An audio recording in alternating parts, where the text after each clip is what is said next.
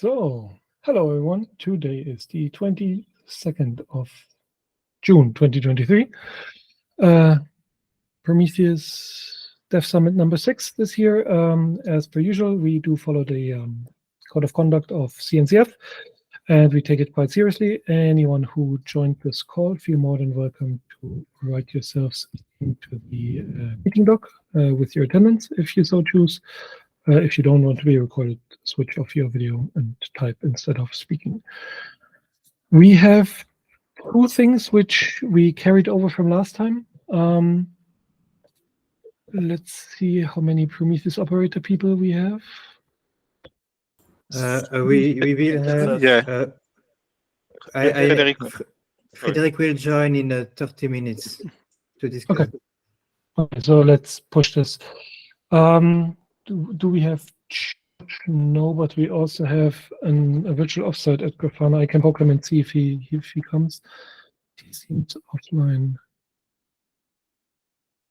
Ooh, he has a good reason not to be here. Okay, so let's move both of those back onto. I don't think Josh will come this time.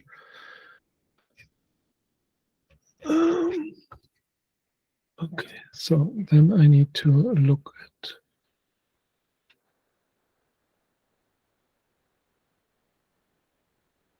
Then we have the rework of the Alert Manager UI. I don't think Augustine is in the call. No, he's not. Simon, Julian, Julius, do you want to talk about this? I mean, not without the actual people present who put it there. I think Josh also has some opinion on it. So probably. Okay. We do have a Brian. So let's say, or no, not let's say. The next one is at limit parameter. Yeah. I'm just going to move this down and. Analogous to in SQL, where you say select limit 10 or something like that.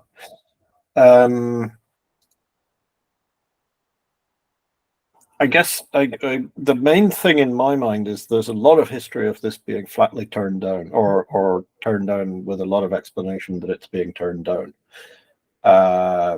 Generally, the explanation involves saying this can be done client side, and I completely refute that. It's way better to cut the amount of data you're sending on the server than to send it all to the client and have it drop the extra. So yeah, for me, this is a no-brainer. I guess, you know, we have to go. Well, let's hear the arguments on the other side.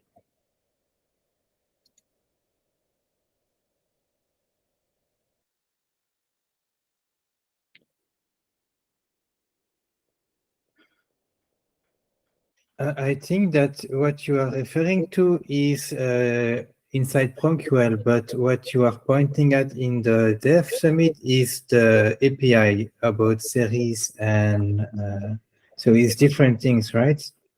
Well, yeah. So it's kind of both, right? Basically, any time you call the API and it might send you back 100 million things, you should, in my view, you should have the option to say that there's a limit of 10 or 100 or something like that. So that can apply to PromQL, it can apply to query, range query, label values, series. Ben. Yeah, no, I agree that the API should always have a limit parameter. I don't know if we want to support an offset parameter, because that gets us into total chaos. I don't know if we would ever want to do some kind of linked pagination. Yeah, I'm not asking for pagination or an offset parameter. I agree that this comes up. The other thing I'm not 100% settled on is what to do if you go above the limit. There's I think two main options. One is, well, let's say three options. So one is to error and effectively send back nothing. You send an error saying there would be more than you asked for, so error. The next option is to send back some. You asked for 100 things. I'm sending you 100, but I make no guarantees which 100 I'm sending. And then the third thing is to send the first 100 or the best 100, or with some definition around exactly which 100 I send. And I think I'm more into the middle one, where it's not defined which 100 you get, which is more like SQL. But I guess I would also be okay with it just being a flat error. So just one point of order, kind of, we discussed pagination last time. The reason why I brought this up is precisely because this is not pagination, this is limit. I also understood it as whatever is the first 10 is whatever is, like limit 10, whatever the first 10 happens to be is what is being sent, which is very different from pagination, I think. Wrong.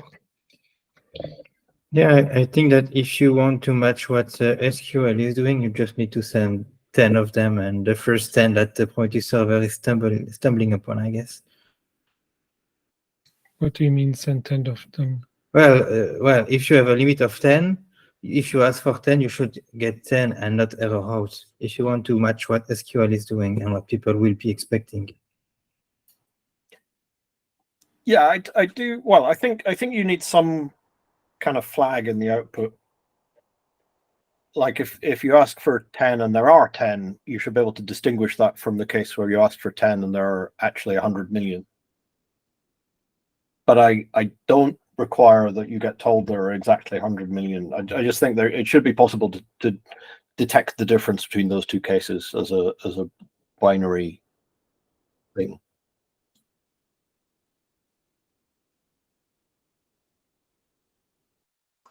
I'll start talking. I think, or maybe I missed it, but Julian, is the very first time he said, is this a PromQL thing or is this an API thing, right? And the link discussion is also discussing, should this be a PromQL keyword or should this be an API parameter? And I think if we want to have like the API series, API labels stuff also work, we should just put a limit parameter to all those API endpoints as a first step. And then maybe we don't even need to touch PromQL. And then if we still think PromQL needs it as well, we can have this discussion too. But I think that's the more general solution, because if you only add it to PromQL, we haven't solved this issue with labels and series. And I think that's also a Grafana issue, right? If they do fetch something for the autocomplete and they get 1 million metric names back, then the browser crashes or something. And it would be much better to say, okay, I can take a lot, but not more than 10,000 or something. Oh, maybe I want to clarify what I did ask. My question was more like, should we separate the API range and the query range and the query API endpoint from all the other endpoints? Because I think they are different. I am not sure we want the limit on those endpoints. On which endpoints? On the query and query range. Yeah, maybe not. I don't know. I think the same thing applies. If you're like a browser, you don't want 100 million responses, and I don't think it's a huge imposition on the server to add a way to say that. Yeah, and the server could use it to optimize the query, but it doesn't have to, right? In the first approach, we could just do everything as before, cut it after 100 entries or whatever the user requested in the API call, and set a flag incomplete results, right? It would be very simple, and I think doesn't break anyone, and I think it would be useful, and it's like half a day of coding. Sorry, go ahead, Luis.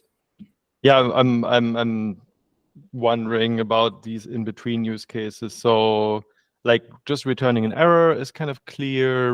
Returning a limited amount with a defined subset kind of gives me a clear use case.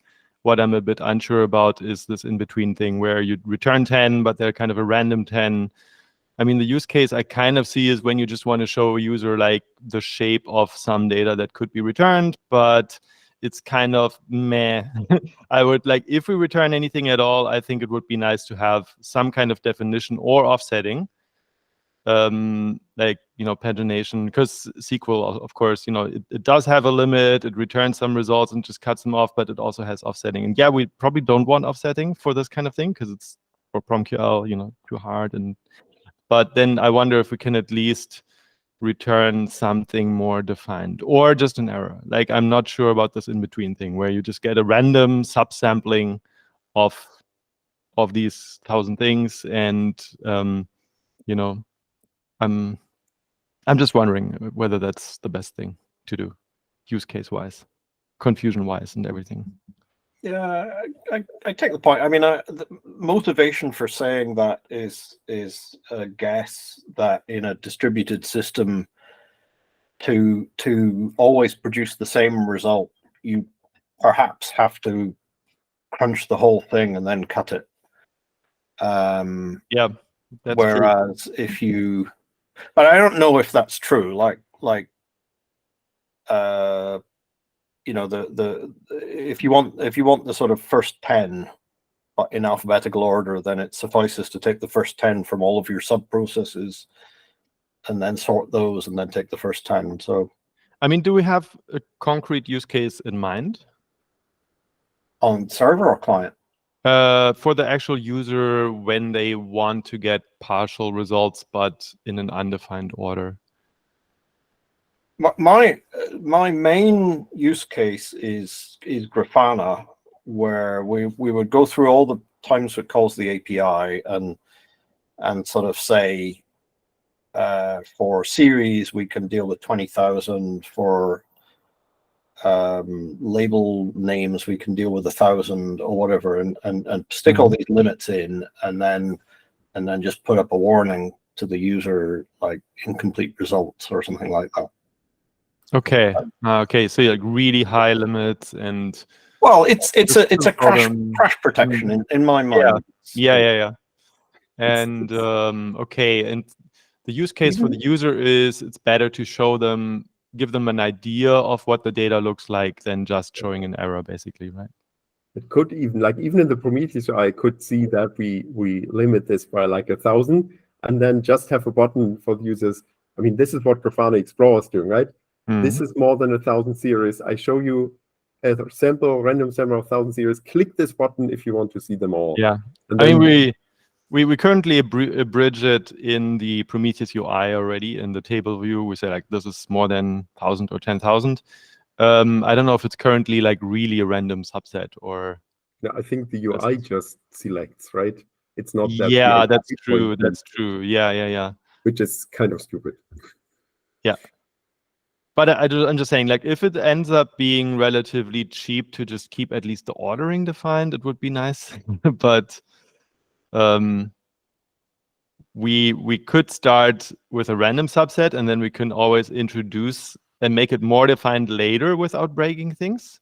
The other way around is impossible, so I guess that's fair.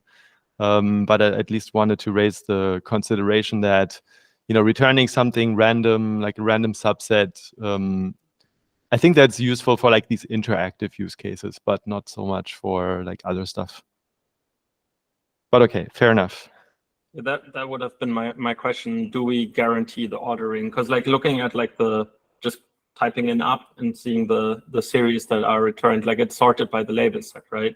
Because if that's the case, then we can use something like heap sort and get like the n first matching things and then cut it off just like that. And then also what Brian said applies, where if you like push it into the subsystems, you get like the first 10 from each, and then you have like 30, given you have like 3 subsystems, and then you sort them with heap sort into one thing at the final stage. And exactly what like the CMU database course has just discussed this year, for which I recently watched the video. So I think that's like, if we have the ordering, that's exactly what it should probably look like.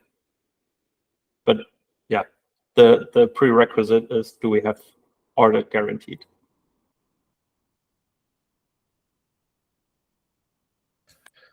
As a data point on use cases,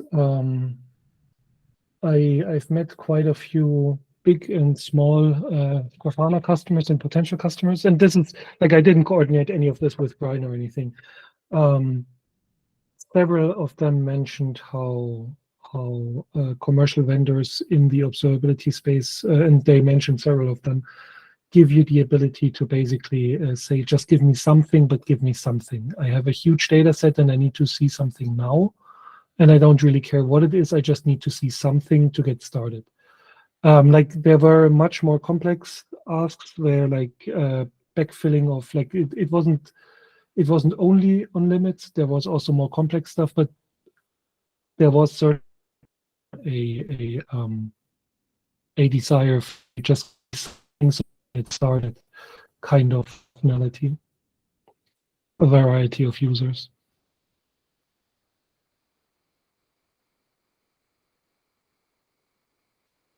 Okay, yeah, I think that makes sense. I get it. Well, would still maintain the point that if we can later on guarantee some order, it would be even nicer. But we don't have to start out like that. Yeah, exactly. Start out without expectation and then improve on that if needed. It's not a breaking change to be more sorted. If you want the sampling, maybe. But I mean, this probably goes too far. But then you have things like something comes in and goes away again quite a bit, and you break the sorting. And if you have a little bit of sorting but not full sorting, maybe you break the principle of least surprise because someone starts relying on this. I would probably even tend towards not sorting it deliberately, but this can also be a day too. Google approach, randomize it on purpose. Yeah, no, I mean, we can implement this and be very clear, currently no guarantees at all, and then see how much value there is and how much more value there will be by doing anything else. So I think we have two more open questions before we come to consensus. A, is this a PromQL feature or is this an API feature? Has to be API. I mean, it has to be API, but is it also exposed in the query language? Yes or no? No, not yet. No. Good. The other thing is, do we need to hide this behind a feature flag? And again, I'm deliberately not voicing my own opinion. No, we don't. I also think we don't. We could, to be conservative, but I think we don't in this case. You need to turn it on anyway using some HTTP parameters, so that's feature flag enough. Would it be an error? Oh, I've got this the wrong way around, but so I'll say it anyway. If you send the limit and the server doesn't understand that parameter, is that an error? But I think no, it's not. We can't do that, can we? We can't go back in time and fix the old server. Well, by purpose, we accept any kind of extra HTTP parameter because you never know what people will use as proxy that might have strange stuff. So, yeah. That raises an interesting question. If we, as of today, get any query parameter which we do not understand, do we signal this back to the user or to? No, by purpose, we don't do that because there are some middlewares that might just add random stuff to the queries. My point is, would it make sense? Like this is somewhat detached from the current point, but it's also related. Would it make sense to just send something back as part of the response? Hey, I got something which I don't understand. Or is this overkill? I think it's overkill. I mean, who would read that anyway? I know. There is an answer to that. The trying to think of the situation that when filters were added to label values, so that is exactly the feature that Grafana wants for drop downs at the top of the window. But there was no way to detect whether Grafana understood the parameter or not. So we went an extra year without using that feature at all. and eventually added a thing somewhere else to say like which version of Prometheus are you using, so that we could use that feature. Yeah, but for that we also have the proposal to add the features API to get That is good. true. Yeah, I proposed that and then didn't write a design document. Also true. But anyway, it to the specific question that was asked, it would have been useful in that case. My gut is also it future-proofs us in certain regards. So unless there's a substantial cost to this, maybe we could also discuss this. But let's do the consensus for this one first. Consensus. We will have. Please don't click into the consensus. I can't read it. Thank you. Consensus. We will have a limit feature in the API. Ordering will not be guaranteed, and we will document this. All agreed? Anyone disagreeing? Sounds good. Should we spend a few minutes discussing potentially signaling if someone uses a query parameter which is not understood by the API? Well, I think it would probably be very annoying for users that add extra parameters to the API. And probably that if Thanos or others are using the API from Prometheus, they might have other parameters that the API of Prometheus will not use. And I know some of them are using the web package that we have, so we might maybe break them, I don't know. I mean, adding to the response shouldn't break anyone, and if it does, this is arguably not a breaking change because we can. Well, not all the APIs have warnings in the answer, I think. So yeah, how would you add that without breaking the output?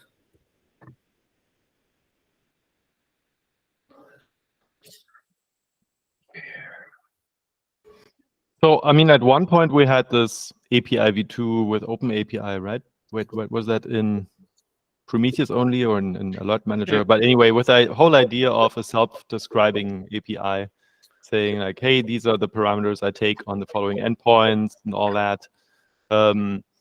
Going back to something like that, where you could have some endpoint in Prometheus or in Cortex, Mimir, or so on, tell you the exact endpoints it supports with which parameters could be a useful thing, right?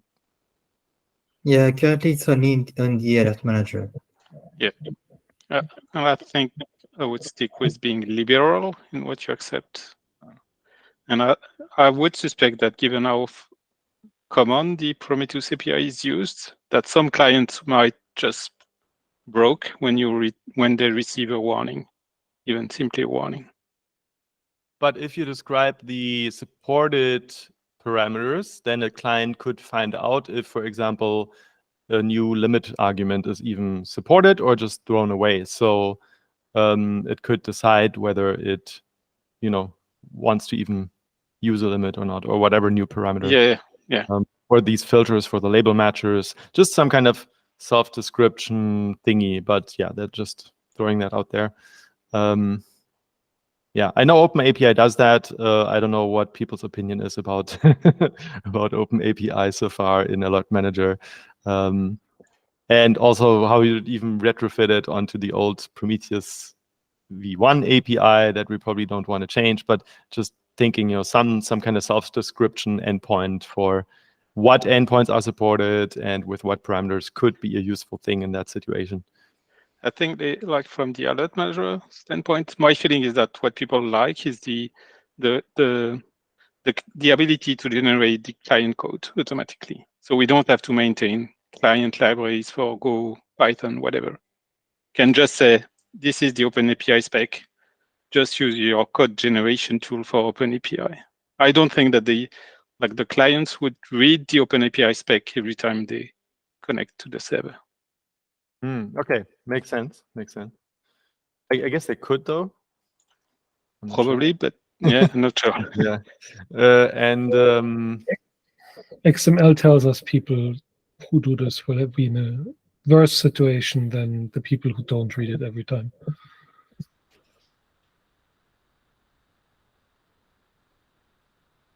anyway, yeah, just thinking out loud.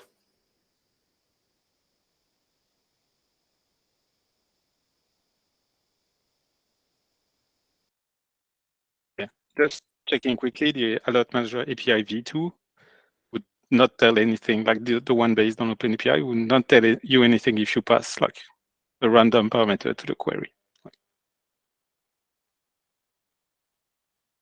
Yep, but I think that's even a different topic or a separate one.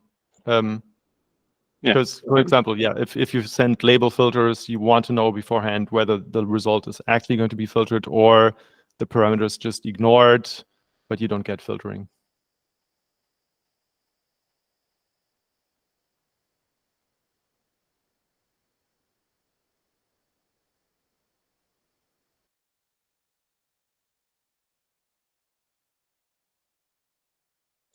Or maybe we want an extra strict parameter where you can say, return me a warning if I pass a parameter that is not supported. Just for I would the much sake of the rather just introduce this in the next version than play a game with strict and such.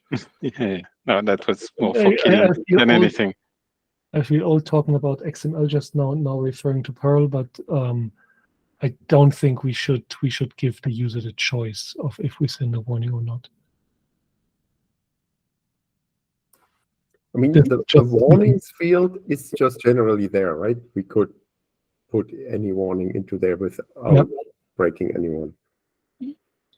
That was my point, just phrased a lot better than I did. Thank you.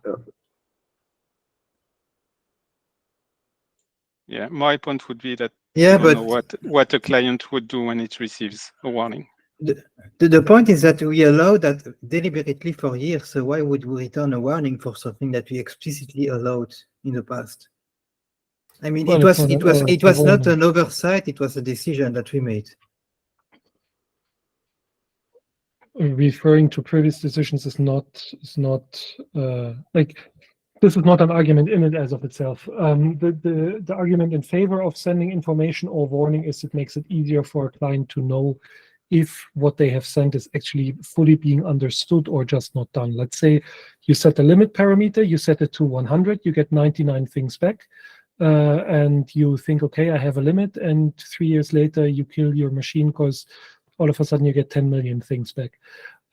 If you had gotten a warning or information, hey, I don't understand what limit is, you would have had a proof positive that yes, this is actually supported, or it's so old it doesn't have a warning.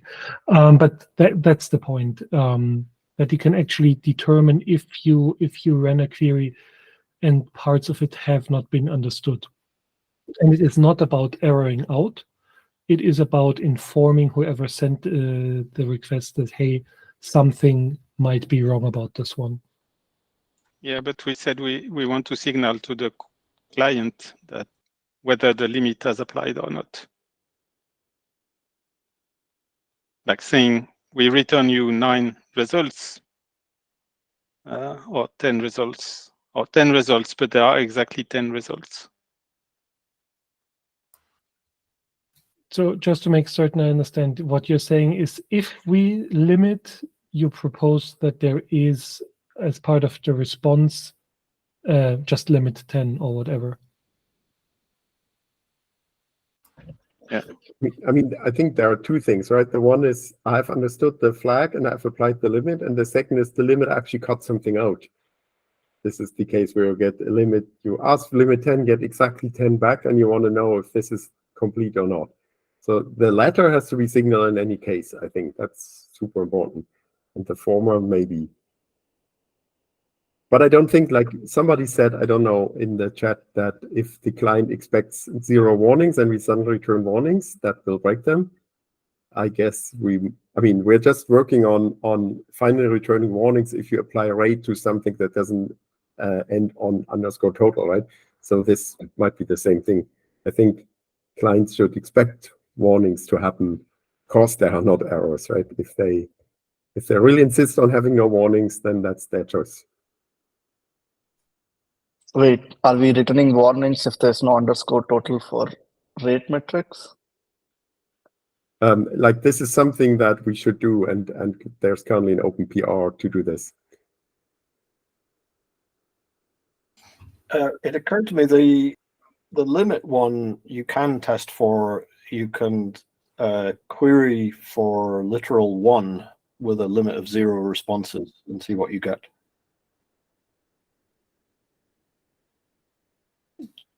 This adds a few round trips every time. It's radically different to the situation with the matchers, where you literally couldn't do it.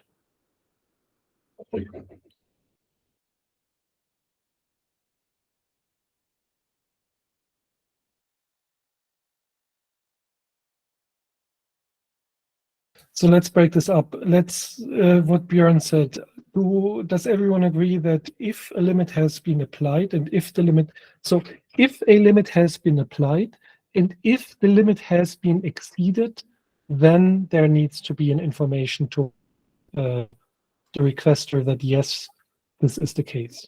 Yeah, that's the minimum requirement. We all agree that this is a positive, correct?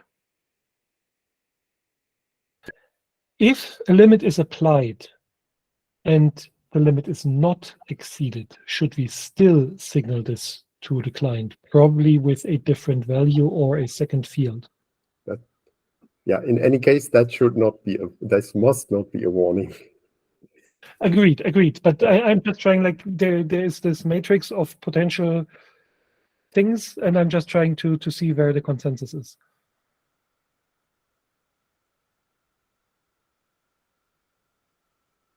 Yeah, I don't think so there's no consensus for this, I feel, and that's also good. I mean, I would be fine with it, but I don't think it's necessary. We could find another solution for that. So what we are doing now in the Alert Manager webhook when we reach the limit, because there is a limit in the webhook in the Alert Manager, is just we say, oh, we truncated X results in the webhook JSON.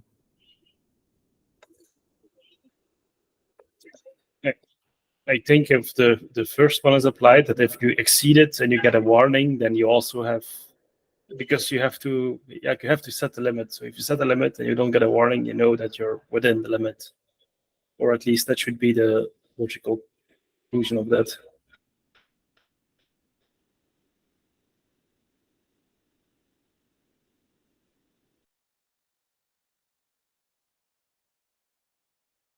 The last one didn't parse. Can you repeat? Sorry. What I said, if you apply that, if the limit is exceeded and you get a warning, then you, for me, and I thinking of use cases, you don't need that. If you don't exceed the limit, you should also get an information or annotation setting. It's not needed in that case because you have to make the decision to request the limit. So if you don't get a warning back, you know that you're under the limit. I don't think we should be warning people that the limit has been exceeded because they set the limit precisely to have a limit. So it's more about, yes, this works.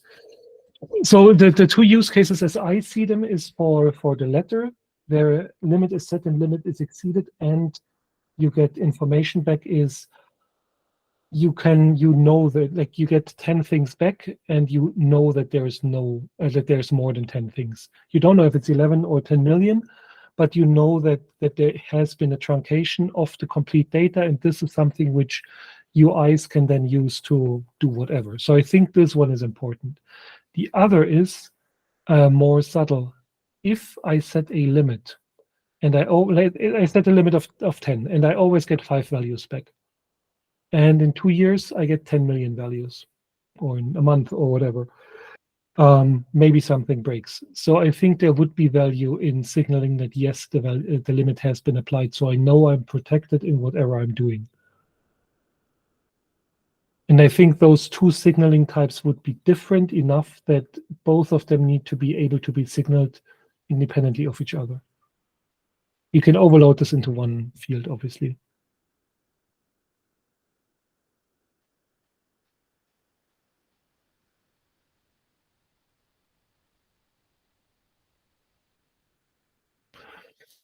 Thinking even further, if you fan out in a Thanos use case or so, maybe you should even signal back what the limit you took is. Because if you break up a query and you start reassembling the query,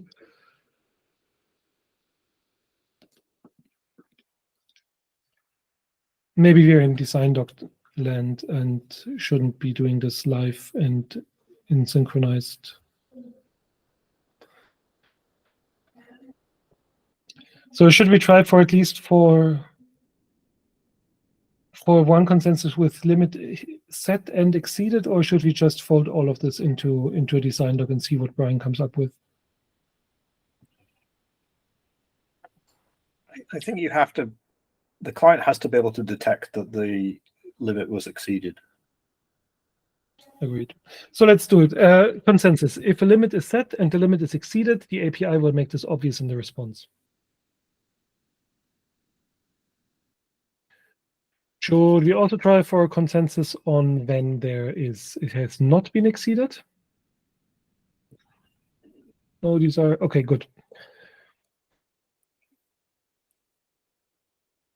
So let's see, do we have enough people for we have Fred that has joined to discuss the Prometheus operator stuff. Yes, that's what I was about to say. So, Gautam, over to you, or Frederick, either works, I guess.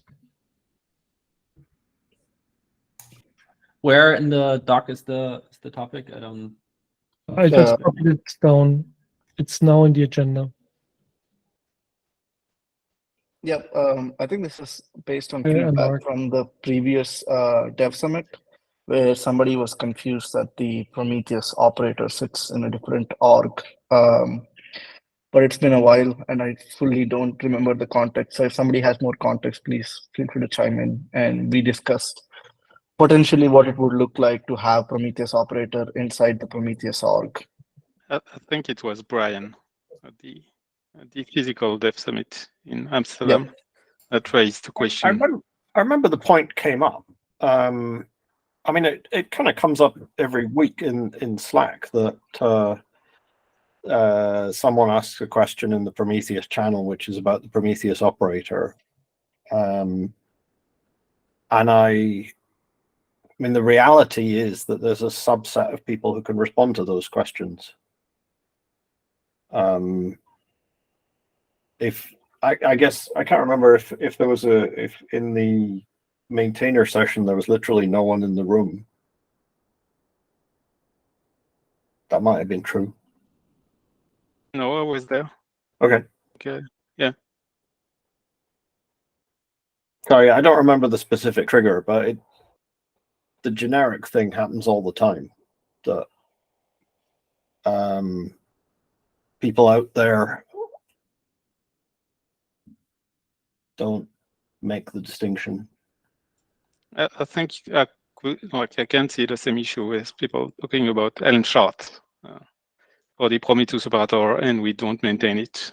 So we need to send them to some other channel. I guess that in that case, we probably need some more communication about where people need to reach out when they go to the Prometheus channel, then they need to be redirected to another channel. I don't think we have one on the CNCF. The thing is, the Prometheus operator Slack channel is on the Kubernetes Slack. I mean, if that's the only problem, I think that's pretty easily fixable, right? Like creating a new channel. I think I do think it's been a while that I was in a maintainer session, but like the last time I was in one, I think that was in North America. People definitely thought it's one and the same project, and it was like by accident that I was in the room and handing the mic around.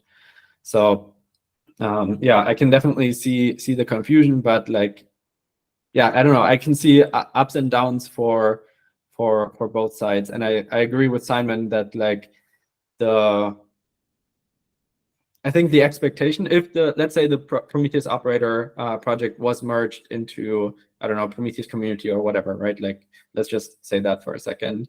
I think it would actually create a higher expectation from people that, people from the Prometheus team can answer those questions.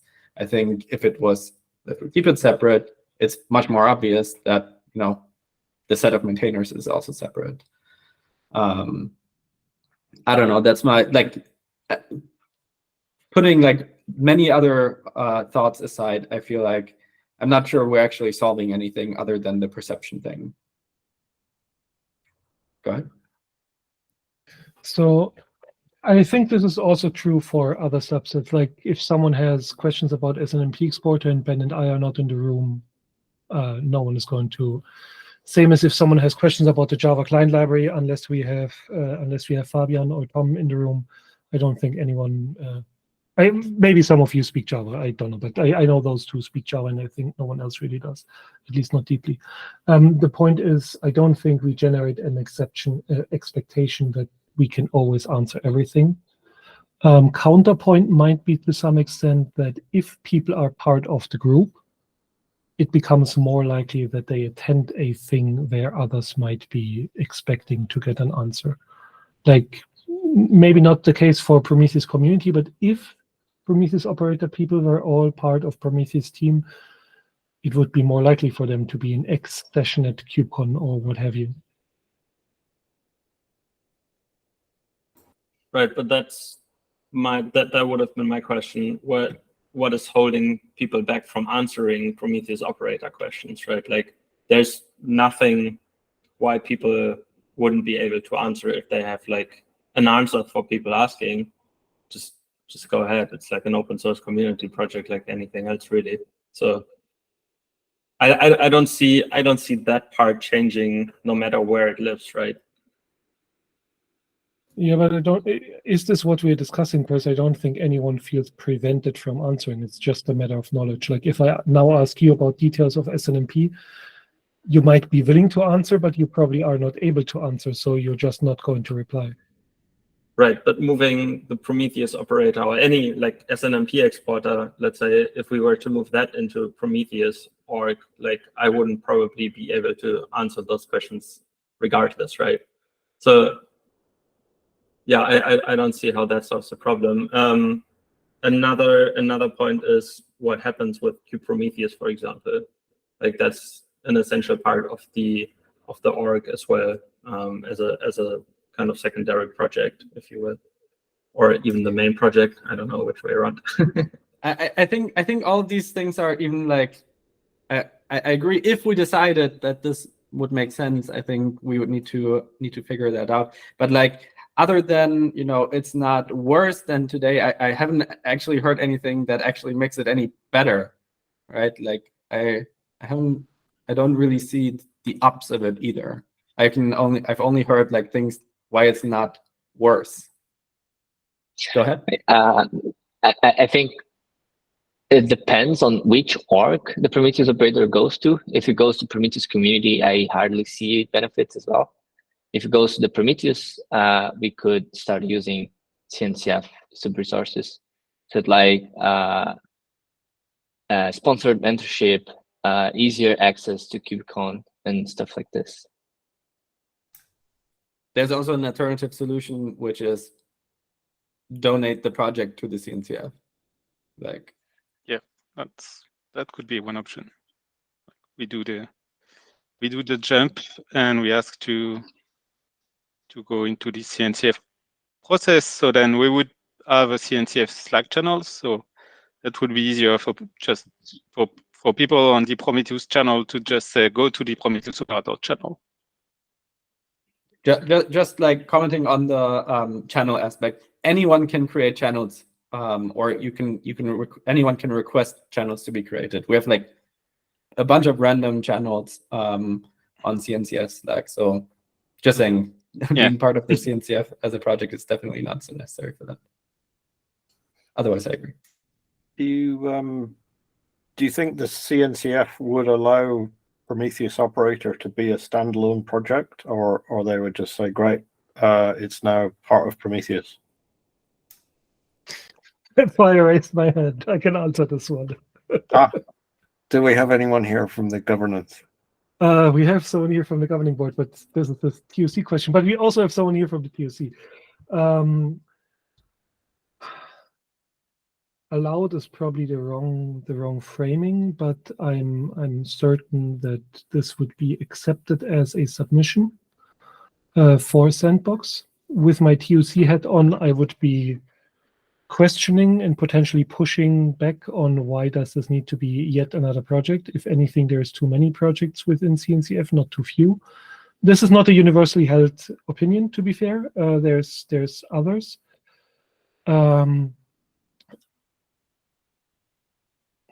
thing is, if you join today, let's say you join as a or let's say Prometheus operator joins as a Sandbox project today, you're basically looking at least a year before you start in the incubation phase, even though there is already adoption and everything.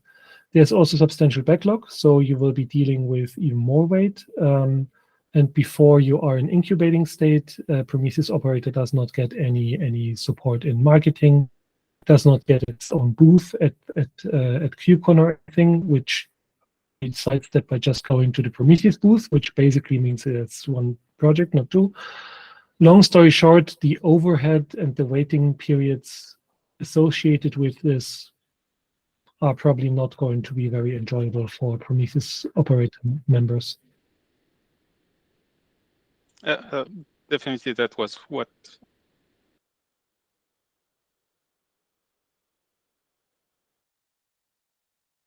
There was a question in chat if you can join this incubation directly. I think this is possible, but don't 100% quote me on it. I can also. Okay. I can also just find out and ask in the TOC channel and get back to people. My gut is it's going to be more overhead and more hassle than it's worth it. That kind of begs the question again, like what's actually in it for the project, right? Like it already has like independent governance. Like I think the only thing here that we've heard so far is that like it would get a booth and maybe some tickets for KubeCon, but I feel like most of the people that are maintainers of the project don't really have much of a problem coming to KubeCon anyway. And push comes to shove, we can always make a request through Prometheus. This wouldn't be the first time that we have at least asked for a free ticket for specific people for specific reasons, and sometimes it works, sometimes it doesn't. Maybe taking a step back, Course Gautam initially put this into the agenda with should we bring Prometheus operator into the Prometheus org? Does Prometheus operator actively want to become part of Prometheus or Prometheus community, or are we basically discussing a no-op or a potentially maybe anyway? So let me rephrase: is there consensus and or a decision within Prometheus operator that if this offer is made, that it would be accepted? Is there an active desire? Potentially, but I think we have a mailing list and we do have a voting system, etc. We would need to like internally vote on this, just like anything else. I don't know. Like we are only think 4 people in this call that are on the maintainers list of Prometheus operator as well. So I don't know what the others are thinking that aren't in this call. Hard to say. Like I'm leaning towards like I don't really see a reason to stay in either sort of of state, right? Like we could move it to a Prometheus, but I'm personally just fine having it in the other org. So I would say we would cast a vote and then kind of discuss it with the maintainers internally and see what the outcome is. I would also say someone from the Prometheus maintainers who actually thinks this should happen should cast a vote, right? And then if it... Wait, you just said Prometheus maintainers. Did you mean... Sorry, Prometheus operator. Okay. Yeah. Yeah, so the thing to answer Richard's question, last time we discussed, and it was one-sided from Prometheus, because Prometheus operator, they did not think about joining. I think that's the answer you wanted to hear. The initiative is from the Prometheus side. Which seems backwards. I mean, so Matthias, Frederick, whoever, someone is going to start a vote on the Prometheus operator side. and see if Prometheus operator even wants to. And if Prometheus operator wants to, we can still have a discussion. Okay. So, still skipping the one with Josh and Augustine for obvious reasons. Just a second. Also, we are at the hour 2 orders, points of order. Sorry, it's hot here. Brain not work. A, do we need a bio break? Or maybe I should reorder them. A, we usually had those 2 hours. We are low enough that we can also do 1 hour if people prefer. I don't mind. B, on the assumption that we continue for the next hour, do people want a bio break?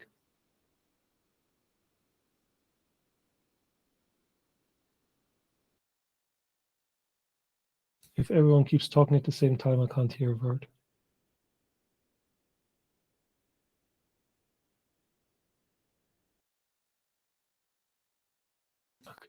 Okay, so we have one vote, and that is the deciding vote. We have a bio break, and then we continue. How long should we have the bio break? 5 minutes, 10 minutes? Let's see, 5. Okay, see you at the hour, or at the half hour for anyone in India.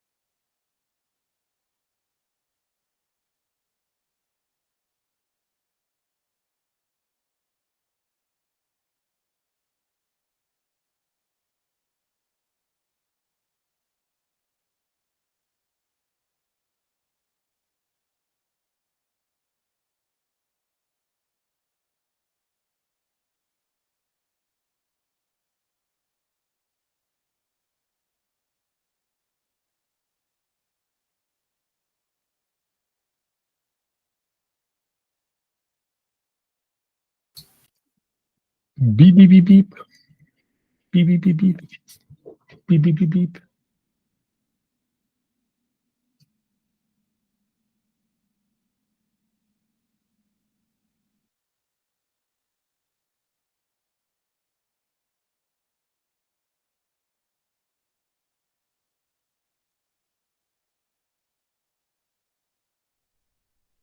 Let's do it. Yes, I'm waiting for people to switch on a few more cameras to see if they're back, or you can wave or raise your hand or whatever. If you're muted and you enable your camera, you're not part of the recorded video stream, as far as I'm aware. So, missing feedback from 5 people. Okay, so let's start rolling.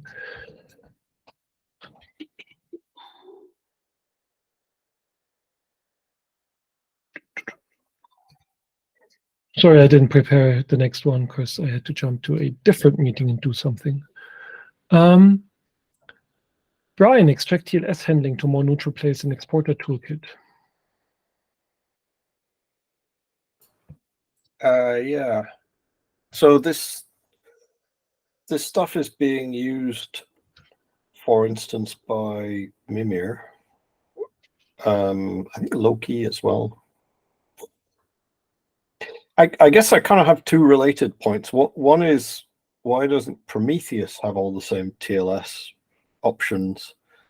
And then the one that I actually wrote in the document, which is, it's sort of awkward that it's in an experimental library, and you know, people are using it in places that have got nothing to do with exporting.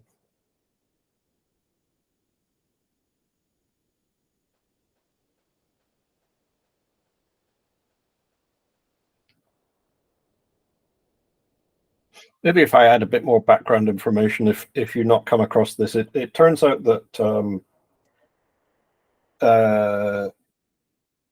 I don't know what the cadence is, but people at some interval decide that they want to turn off a particular cipher or something like that. And I guess they do this because it's written on a list of bad stuff.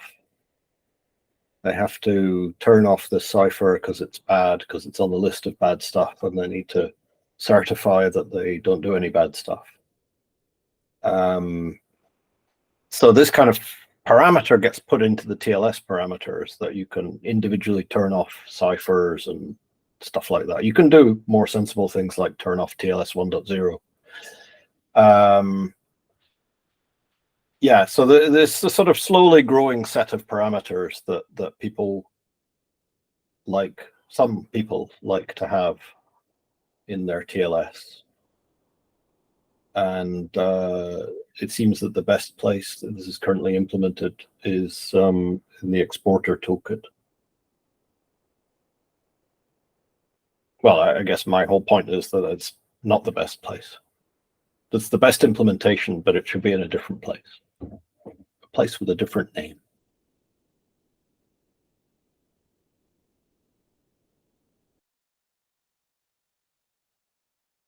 Does anyone disagree or just not have an active opinion? Without knowing more, it makes sense to me. I don't know where to put it. But is the proposal to actually merge the client side and the server side TLS config? Yeah, that's another good question. I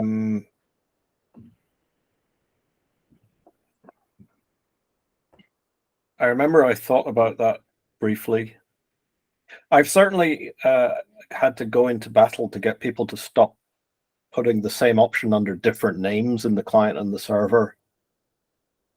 So I guess on balance, I agree with what you said, but it wasn't something that was particularly in my head. No, it was a question because they actually do different stuff, and it would be very confusing to have the same one.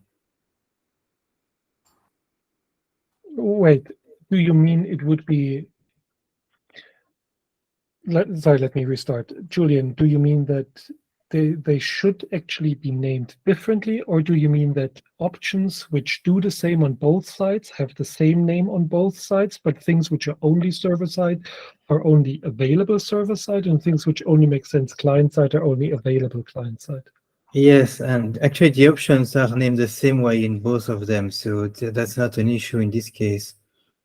But yeah, I think that they should, well, you should not be able to set up a CA when you are the client, right? Oh, yeah. Or when Yeah, you so are I'm definitely not going that on far. the server. Maybe a better example is you might say, as a server, I will talk to someone who tries to use this cipher, but as a client, I will never initiate a connection using this cipher. You know, that's something I could imagine somebody has a reason to want to configure. So I think I'm totally fine with the idea that there are two sets of options. It also seems reasonable to try and put them in the same place. And it definitely seems reasonable to keep the same names for the same thing.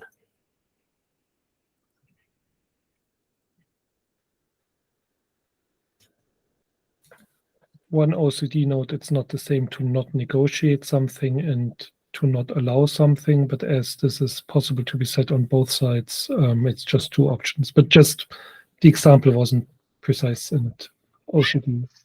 Yeah, it's kind of one of these things where I kind of wonder how many people there are in the universe setting these options.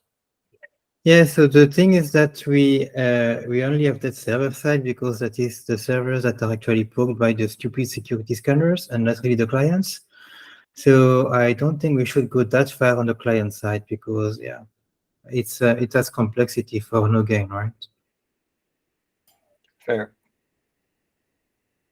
Regarding the exporter toolkit, I think we should move it out of experimental because people are actually using it now.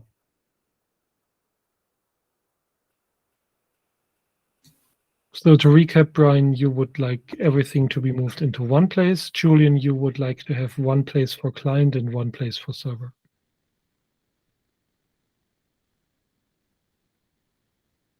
Correct on both accounts?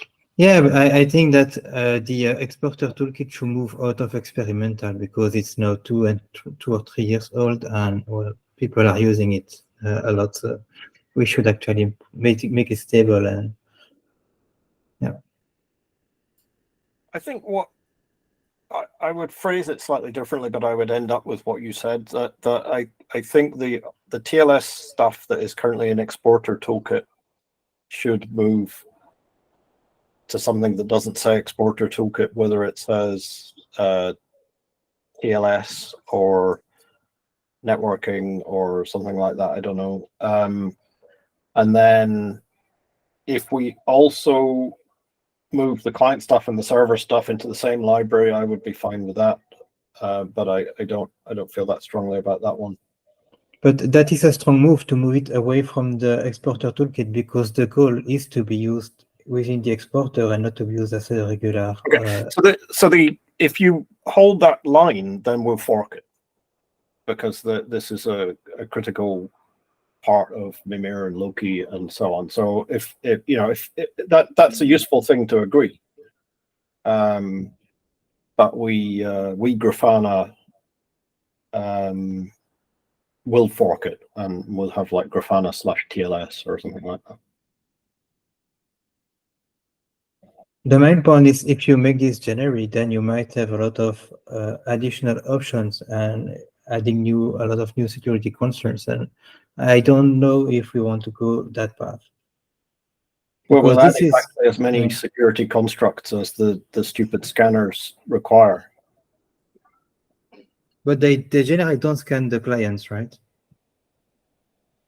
They absolutely do. I don't know. The history, as far as I've observed it, is people have come up with really weird requirements, and we've sort of pushed back and said, "Are you sure?" And they've stuck to their guns, and so we have really weird requirements in the code.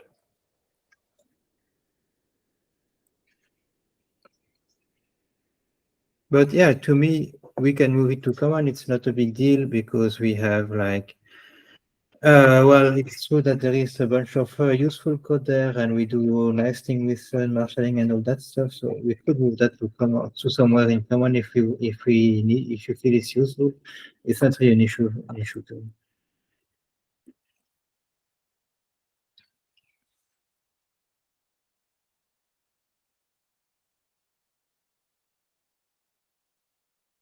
Gautam? Yep. Wait. If we mark exporter toolkit as stable, why would what is the problem then? You mean why would we fork it? Yep. Well, in some event that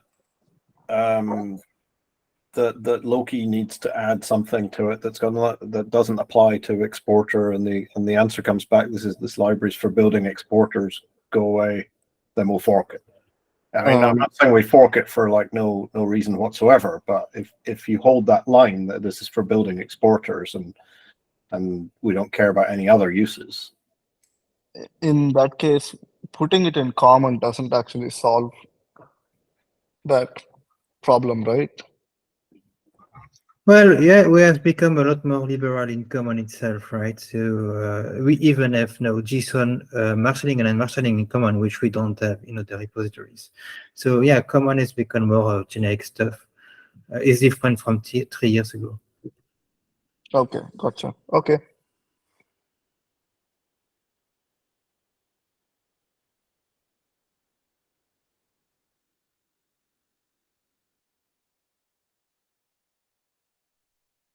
Richie?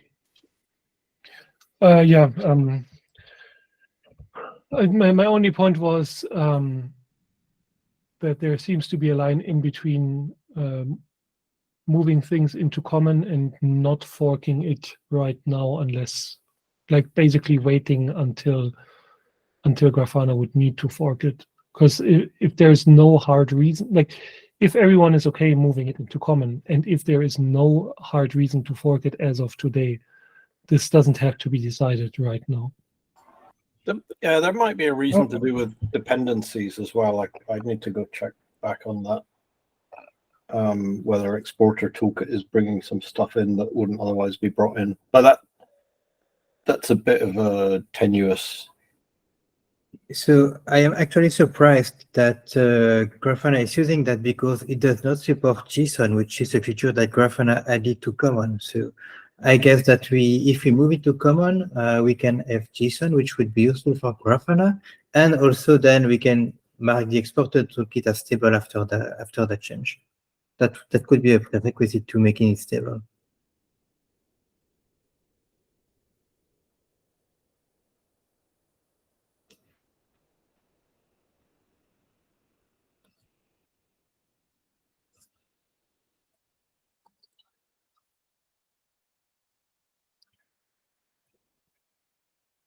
Julian, I'm not certain. So you mean this is actually a good thing and you're now in favor? Well, I don't think I was against it. I think we can move it to common. It's not an issue if Grafana prefers to have it in common, and in common you have more freedom because like it's not name exporter toolkit, and you can just like have JSON marshalling and unmarshalling, which I don't think we need in the exporter toolkit repository. But in common we have JSON. So, and I'm surprised that Grafana is using that without JSON and marshalling, because they seem to be very fan of JSON.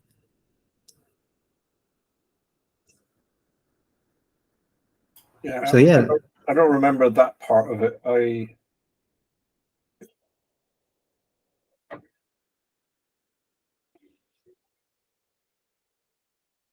This is the thing. It came into my mind because someone had some scanner related requirement that this was causing trouble, and that was like 4 months ago or something. So it's disappeared from my mind, and I can't remember exactly what I wanted. I think taking the experimental thing off is quite a big step, and then moving the TLS stuff into common. I think it's a good move, but I right now can't remember all the reasons why. Well, the thing is that there is also code that I just copy pasted in between common and exporter toolkit for marshalling the TLS version, for example, which we could just reuse. So also technically, it's a good solution.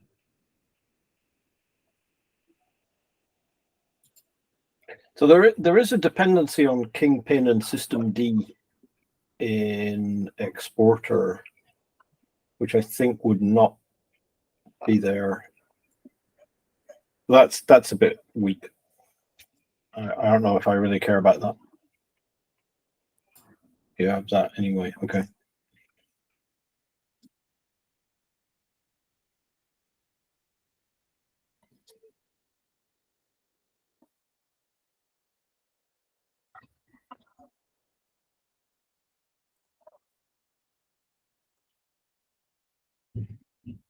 So we try for a consensus to just move the thing into common and mark it as. Or were we talking about marking exporter toolkit as stable or just the TLS part? It's two different questions, I think.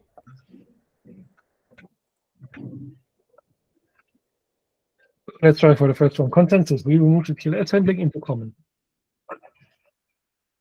All agreed? Anyone disagreeing? Ben, Gaussen, Julius? I don't really have an opinion on this one. Huh? Sounds good to me, but Do we need something about making it stable, or is this outside of what we need consensus for? Well, I think Ben and I, as maintainers of the exporter toolkit, we feel like it can be promoted to stable. Okay. So. Yep. And my like ironic comment remark was about having like very independent things in one repo and then declaring it a 1.x Go module makes your life really hard, because then if you have one breaking change in one independent thing, you have to bump all of them, creating panic around the universe. But we could just keep it at 0.x for the sake of Go modules and still commit to not having breaking changes there in this TLS thing, right?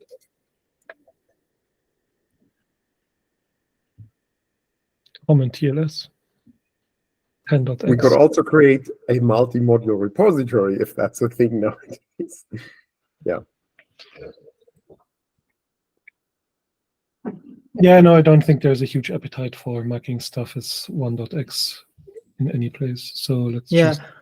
The main confusion here is that under RENI we have a big text saying, well, this is experimental and work in progress, and I think we should just remove it. I don't think we have to release 1.0 really.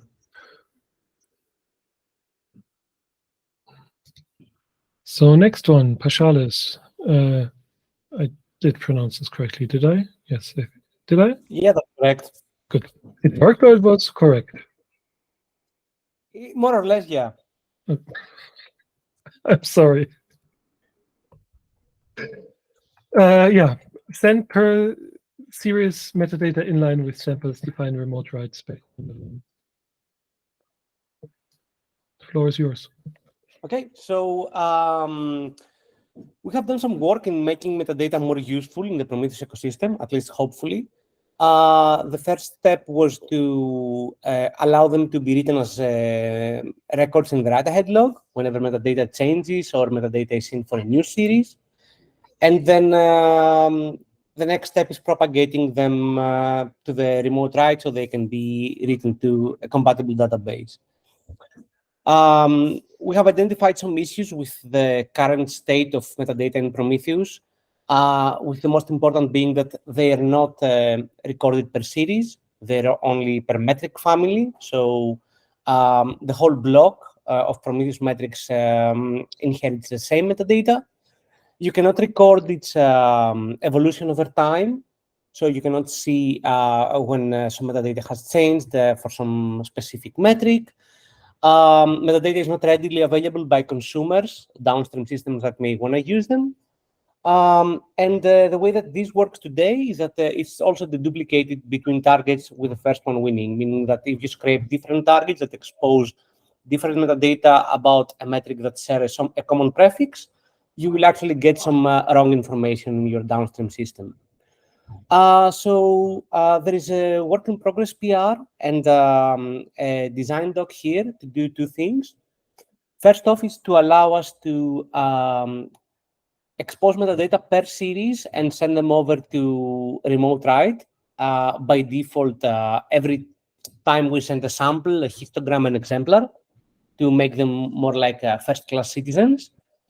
And the second one is, once this change has been either approved or not, try to crystallize the new version of remote write into a new version. The v1.0 only contains samples, but we now have exemplars, we have native histograms. We have a different way of defining metadata that also is not defined in the spec. So we could think about having a new version and allowing users to negotiate the remote write protocol with Prometheus or Prometheus compatible solutions as well. Yeah, I hope that was enough for context. Sorry if it was so fast. Are there any specific questions around why we chose to do this? People that think this is a good or bad idea? Any comments?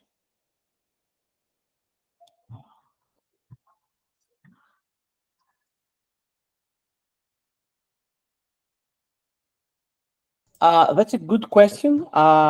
This is based on some prior artwork by Rob Skillington. In his example, he'd seen like a 20 to 30% increase. We have ways to... You need to repeat the question if it's written out. The question was how much more... Sorry, yeah. The question is about how much more network is being utilized. I don't have specific numbers. I was hoping to have a prom bench run to use this. My small experimentation, as well as Rob Skillington's previous work, shows a 20 to 30% increase. But KLM is already thinking about some ways that we can help with that. Maybe have some string interning rule or some simple table that can help with deduplicating metadata and being able to have reduce that overhead. This, of course, would be also useful in repetitive labels. So this is a net gain for Prometheus either way if we decide to go ahead with a solution like that. Yeah, that's a study that Callum did, right? Who is not here, I guess.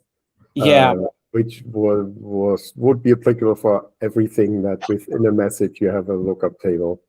So you kind of implement a compression on a dedicated compression algorithm for this type of message.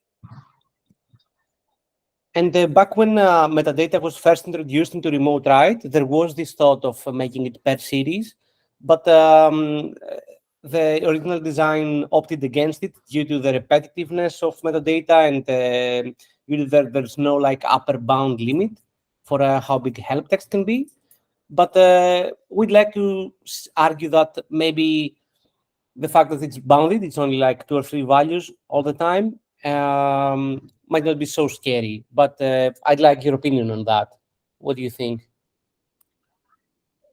I never bought that argument because we have no limit on labels either.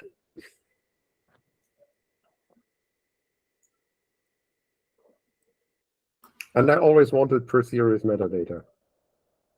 But yeah, I remember there was a vicious discussion back then when metadata plus remote write was discussed. So not sure if the concerns are less serious now. I guess what really makes a difference is Callum's approach there. Yeah, we're sending per series. Yeah, and just to make sure, sorry, Gutham, we'll get back to your point right away. This is not a thing where we'll be indexing new series due to metadata, so you won't have like a cardinality explosion, or you won't be able to query for series that have this specific help text. It's not about like storing the data, it's just about always accompanying any samples that you send. Gotham was asking in the chat whether we're sending per sample or per series. So yes, it's per series. It's along the labels. this is a good. This is good because we're also looking at how we can send metadata in the Prometheus remote write exporter in the collector. And I think there's a lot of similarities between the two things, and if we can get 1.1 out, it simplifies a lot of things in the collector as well. I quite like this, but I really want numbers on the extra network output, specifically numbers on if we are using the compression algorithm without metadata and compression algorithm with metadata, how much delta there is, and current version and compression algorithm plus metadata. Once we have the numbers, I think we can make a better call. I see. Sorry, Brian, one second. By the way, since you're involved with Hotel, I'd like some feedback around if what we're doing here might bring us in nose to what OpenTelemetry is doing. Because they're also sending metadata, they're recording metadata per metric family, but they do send it in line with the samples themselves. I don't know if this in the future might lead to some other divergent path that we'll have to take into consideration. Yep, we can discuss that. I need to take another look at OpenTelemetry. Great. Brian? Yeah, I just, I mean, I agree with your statement, or whoever's just said we should measure it and see what difference it makes. But my guess is this puts the amount of data being sent up massively, and that's a bad idea. Or at least an expensive idea. I guess we do lots of bad ideas, but. I see. Yeah, it would be best if we could measure this. But for example, if this grew request by 10%, would this like be acceptable? Do you have like a? Are you thinking that that is a pre-compression or post-compression measurement? Post-compression. Yeah, you see. Yeah, so that's included in the very bad things that I'm imagining, because I think the decompressed data will be like 2 or 3 times as big, and I think it will compress very well because it's fantastically repetitive, but it's expensive to decompress vast amounts of pointless data. Yeah. To be honest, in the design doc, Calum said that he would be up for it only if it is accompanied by that symbol table. So it looks like that he's also concerned about it, and we should measure how big this impact is and how big of an improvement any solution would be. I think we can take a write-ahead log from one of our servers and just measure it straight up from that write-ahead log. That could be faster, and then if the numbers are in the design doc, we can then look at different proposals. Just to be clear, a new write-ahead log record is only written A for new series and B for series whose metadata have been updated. So you won't get a new record every time. It works similar to how we store series in when we try to introduce samples, and you just look up that information when you're trying to remote write them. But yeah, we can see where the difference is in write-ahead log size. I mean, like, I don't know how much is implemented, but before implementing a proposal, I would try to get the numbers first before implementing. Like, I would take one of our own Prometheuses, take its write-ahead log, and then look at the delta in difference if you're sending metadata every sample. I mean, every push request or metadata in a separate loop.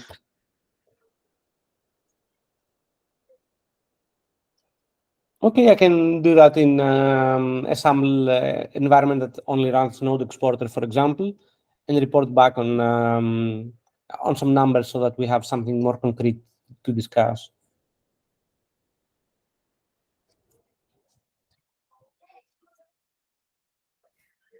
Any other ideas or concerns about this? Please feel free to take a look at the design doc and comment there so that we can keep track of any other issues or concerns and start implementing something to fix those. Do we have numbers about Callum's symbol table thing, how expensive that is? Because I would imagine it's cheaper than a generic compression algorithm if you leverage the structure of the data in this explicit form. I think Callum did something, but I don't remember the numbers. Let me check if I can bring something up. I mean, it doesn't have to be here, but this would be the point to consider. If this symbol table approach is super cheap, then it would make the whole data size increase less bad. If we have then to pick between two different choices, two bad choices, either have a very expensive compression or have a hugely bloated data size, then that would be bad. Yeah. I don't have specific numbers on how expensive the symbol table was, but if I remember correctly, Calum was able to see like 70% reduction in network request size. But this is something out of my head right now. I don't have the numbers to back it up.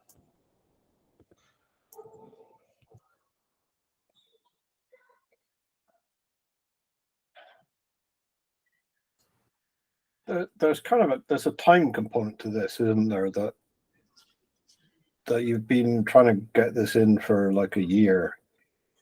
Yeah. And we should perhaps be respectful of not kind of dreaming up obstacles to give you another year. Well, the thing is to make a good solution that can be reused by other systems. The year is also in part because I didn't pursue this as far as I should, maybe, yeah. But I'd like for this to be like a technically sound solution that people can use. Like, do you have any other systems that you think this could be useful for? It's certainly used for Grafana agent because the way that it decouples some parts of scraping do not allow it to propagate metadata correctly, since it keeps around the concept of targets. It would be useful for Hotel, Gutham? Yep, it will be quite useful for Hotel in that it'll be easier to build a remote write receiver. Much easier.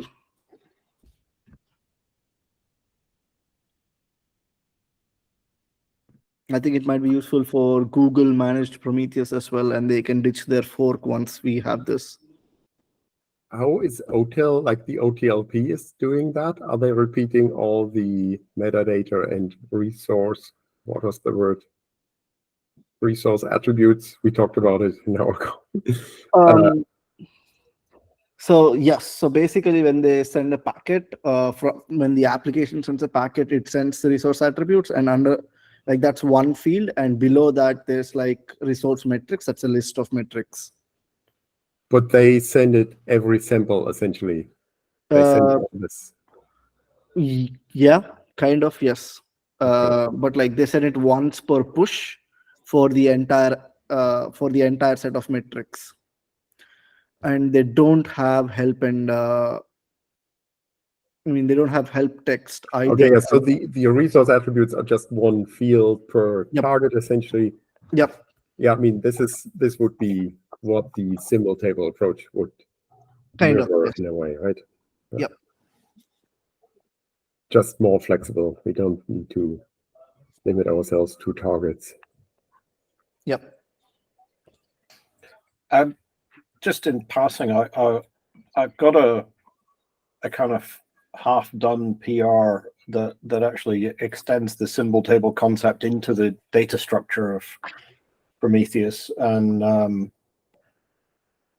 those two ideas fit together really well. If you've got it in the data structure and in the protocol, the benefits multiply. Unfortunately, I can't undertake to get that finished very quickly, but in the medium term future, it'll be great.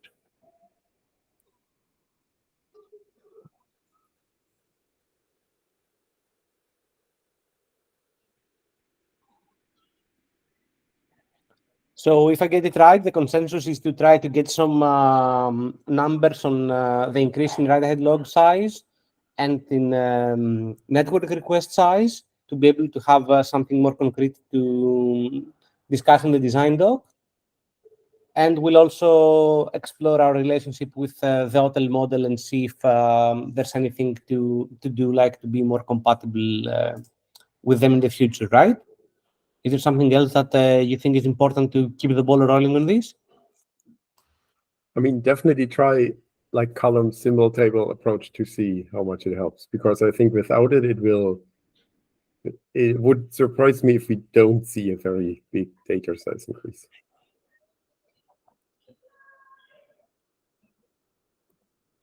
Okay, I'll do both of them. Yeah, like Gotham said, it can be like an opt-in thing. And if we do decide to go ahead with this, we should also discuss in the future how are we gonna like deprecate the previous option as well, or what's the relationship gonna be there, and as well as how remote write databases can like negotiate the protocol if to decide which of the two options they will work with. Okay. Well, thanks for the input. I'll keep the doc updated. I don't know if you want me to do something else about this, like keep you updated in the PR, in the design doc, maybe resume this in some other Dev Summit version. What do you think?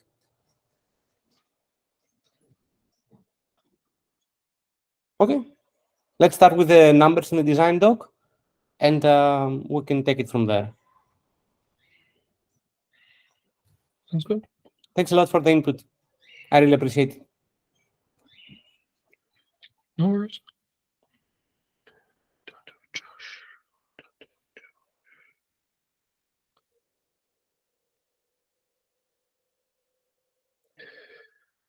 Okay, we're getting to the really old stuff. Ben, I have a flag to allow queries to include external labels. This was already discussed at the latest middle of 2022, but probably before that. And let's see what happened in the meantime. Nothing. Other than, do we need more discussion? Like the last time we ended on Ben had to leave and Ben wanted to do a design doc or a demo. Personally speaking, I think it's relatively easy to allow, like to understand the implications of if you actively ask for this, it happens. So maybe we can have a quick discussion and see if we find consensus and just doing it. So maybe as a recap, or Ben, yours. Go Sure. ahead. Basically, for either API calls that involve label matching, including the external labels in the matchable label set for queries and range queries, is something that our users would like. Also, on recording and alerting rules, being able to use the external labels without having them make no match. So if a user if we have like a cluster label and the user includes a recording rule that includes the cluster label, that's part of the match. The only hard part is what to do if there's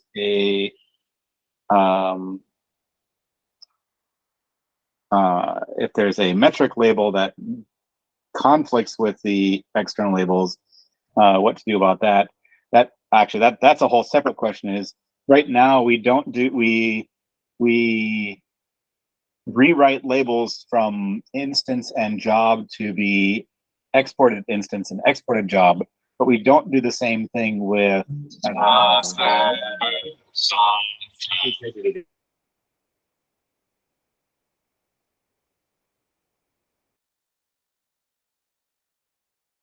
I think Ben just needs to disable whatever thing just started playing, and we'll come back then.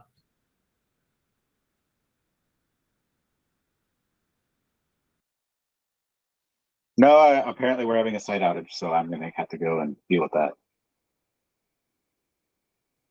So you can put in the notes, Ben had to leave.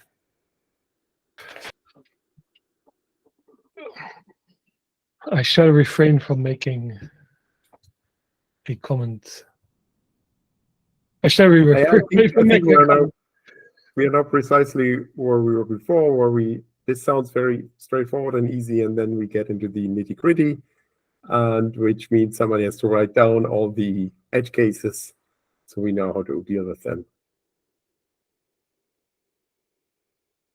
I mean, we have a lot of items where we conclude this has to be written down in design doc. We could finish this up with the same consensus, right? Yes, I think the same, because this has been sitting for consensus.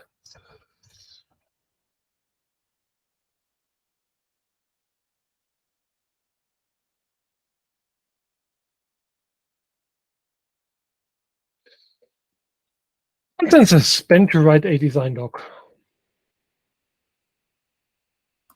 Or somebody. Okay.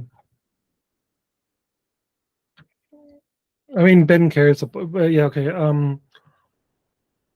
mean, I guess the important thing is there's no fundamental resistance as long as all those edge cases have been solved in a reasonable way. I think that's as far as we can get it. Right? I mean, if there's fundamental resistance, somebody should speak up now. Although we might not have a lot of quorum right now.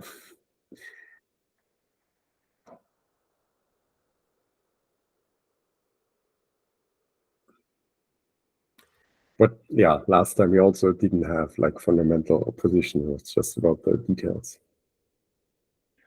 Let's have a consensus so it doesn't burn on the back burner of topics to be discussed. Let's unblock. I mean, also we have 1, 2, 3, 4 people. Consensus is a big word, but this is a no anyway. We intend to explore this in a design doc. All agreed? Anyone disagreeing? Yay, someone else gets to do work.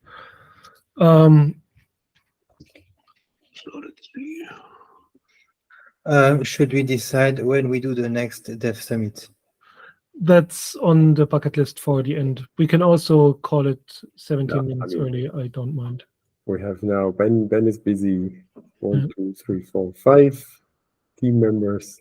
Yeah. Maybe not a lot. Of course, these are the 5 most important ones, as we all agree, surely.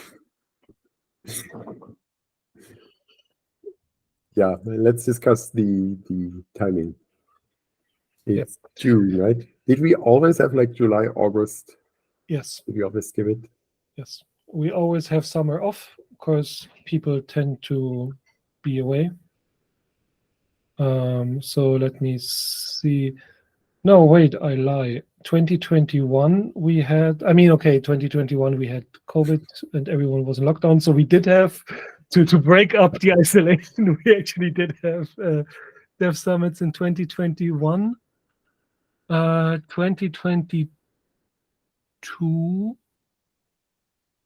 we skipped both July and August, and we had the June one and we had the September one. And this time, September 1 is hopefully PromCon, right? I was about to say. The only constraint is I would be in China at this time. So I will be coming late. So if we could do the Dev Summit on the Saturday instead of the Thursday where we have PromCon anyway. But I mean, this is also in line with the first PromCons where we had the Dev Summit on the Saturday after. And also this too detailed. So do we skip both July and August? Or we can, and then we can clean up the grown agenda during the in-person summit. Sounds good. Okay. I'll write email to Prometheus developers, I guess, Yeah. and delete the items from the calendar. Oh yeah, that's a good point. I'll do this right after this call, or I'll do it right now. I need to. Okay. Should we call it early? 15 minutes back for everyone? Yeah, I guess with lack of people, we should do that. All agreed? Anyone disagreeing? Okay. All right, then enjoy the summer and see you in Berlin in September. Yeah. Bye.